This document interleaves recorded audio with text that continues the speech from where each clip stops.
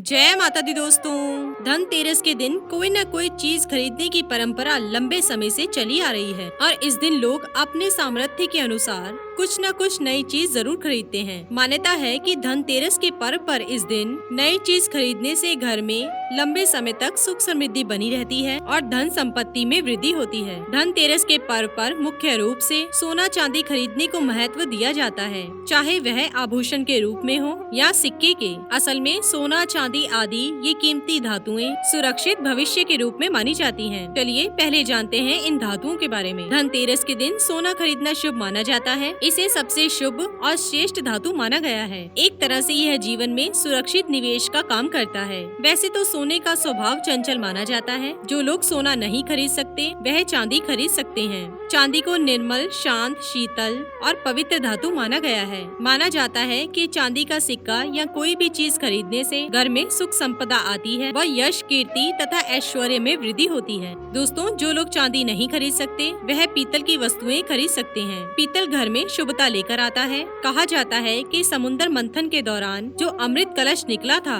वह कलश पीतल का ही था।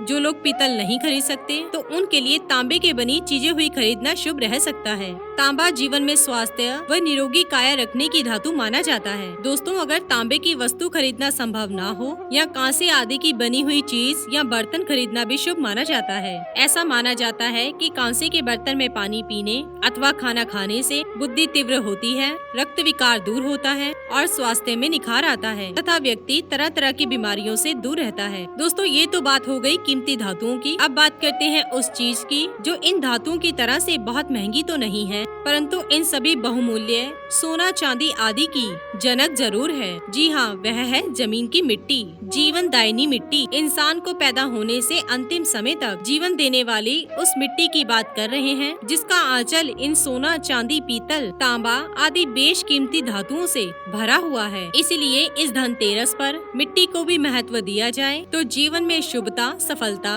यश, वैभव, कीर्ति व सुख संपत्ति और भी बढ़ जाएगी। कहा जाता है कि हर धनतेरस दिवाली पर हम मिट्टी के दिए खरीदते हैं। इसके अलावा मिट्टी की गुल्लक या छोटी सी दुकान आदि भी खरीदी जाती है। लेकिन दिवाली के अगले दिन दियों को या तो फेंक दिया जाता है या छत आदि पर रख दिया जाता है। कोई विशेष या बड़ा दिया स्टोर आदि में संभाल कर रख दिया जाता है। तो दोस्तों, इस धनतेरस पर आप सोना चांदी आदि कुछ भी खरीदें, लेकिन एक मिट्टी की छोटी सी मूर्ति खरीदना ना भूलें। इसे दिवाली की पूजा में शामिल करने के बाद इसे स्टोर में नहीं बल्कि पूजा घर में रखें, ताकि रोज इसकी पूजा होती रहे। अगर आसपास मिट्टी की मूर्ति उपलब्ध नहीं है तो मूर्ति खुद बनाएं। जैसी भी बनती है बनाएं। किसी भी भगवान के स्वरूप की बनाएं। उसके आकार की चिंता ना करें। जो आकार आप उस मूर्ति को देंगे वही आकार उस निराकार का आकार हो जाएगा। यह भी संभव नहीं हो तो गोल सिक्के के रूप में मिट्टी का सिक्का बनाकर और उसे पूजा और पूजा के बाद पूजा घर में रखेंगे तो यकीनन भाग्य बदलने और किस्मत चमकने में वक्त नहीं लगेगा। शायद आपको पता ना हो